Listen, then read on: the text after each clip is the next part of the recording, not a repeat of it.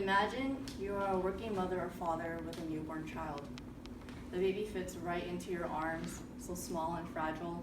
You feed the baby, read them to sleep, or sing them a song, just letting them know you as mommy or daddy. But then 2 short weeks pass by and you're back at work because you didn't have enough days off for paid family leave. You have no choice but to send your baby to the daycare, and you're at work making the income to support your family. But then you get a devastating phone call informing you that your baby just passed away. This happened to Amber and Allie, 2 different mothers who connected through similar tragic accidents. One baby was placed in a car seat and was not checked on for a while. He slipped a little and was still too small to lift his own head up and died of suffocation. The cause of the other baby's death is still unknown, but all that is known is that his face was blue while the daycare worker was trying to give him CPR. Babies don't generally die at daycares, but this could have been prevented if the mothers had enough days off for paid family leave and stay home and take care of them with their full attention. A petition that Amber and Allie started on change.org stated that 1 in 4 American moms have no choice but to return to work just 2 weeks after the birth of a child. Some of you may know someone who is about to be a mother or would like to be one someday, and maybe some of you would like to be one yourselves. Reflecting upon Amber's and Allie's situation, no mother would want this to happen to their own baby. As someone who loves babies and would like to have them someday, I took it upon myself to share this petition with you all and share the unfairness that the current paid family leave policy has on upcoming mothers.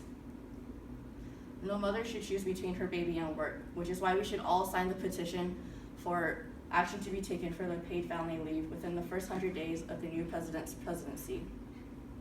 First, I will talk about the negative effects that the current paid family leave policy has on upcoming mothers. Second, I will talk about the cause of the issue. And lastly, I will share the solution to the issue and hope that by the end of the speech that you will all support and sign the petition for action to be taken within the first 100 days of the new president's presidency. So first, let's take a look at the negative effects that the current paid family leave policy has on upcoming mothers. The mothers in the United States do not have enough benefits after giving birth to their baby to stay home and take care of them. They need to be able to have enough time to stay home and take care of them and bond with them. If mothers just left their babies at daycares just as Amber and Allie did, it would raise the higher possibility for a baby to die. According to CNN, Kelly Wallace and Jen Christensen in an October 29, 2015 article stated, paid parental leave can reduce infant mortality by 10% according to a 2011 study of 141 countries with paid leave policies. Now there's also the choice of hiring a babysitter, but that would be a troubling factor for the mother since it would have to come out of her paycheck. Now taking in both situations, the mother may not be financially stable to hire a babysitter or send the baby to a daycare. And according to the petition that Amber and Allie started, 87% of parents have no access to paid leave through their employers. So I just talked about the negative effects that the current paid family leave policy has on upcoming mothers, and now I will share the cause of the issue. The cause of the issue is in fact the current paid family policy itself.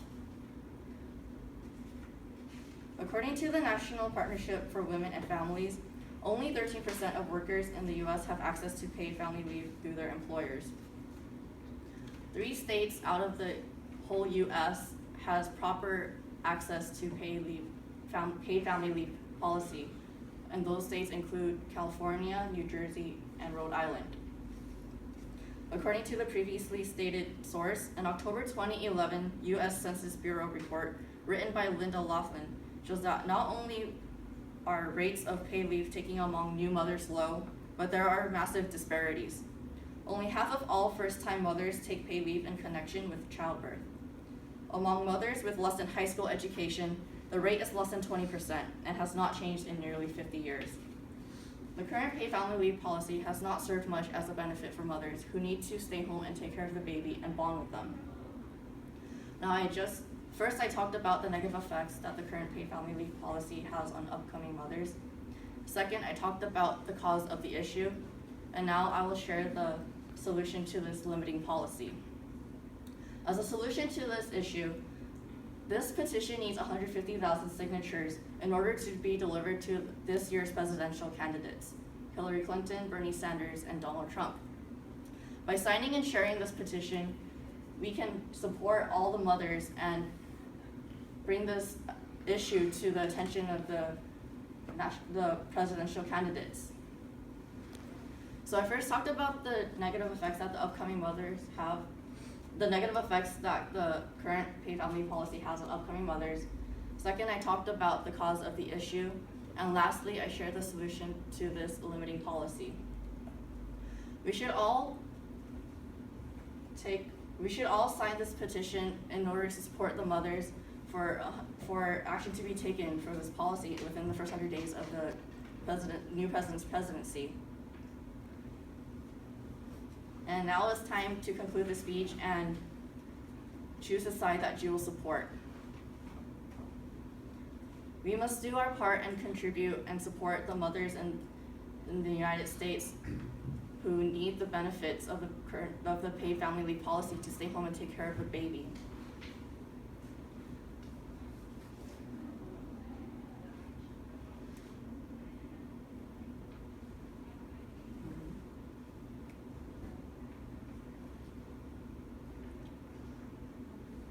Every baby deserves a life, and they should not be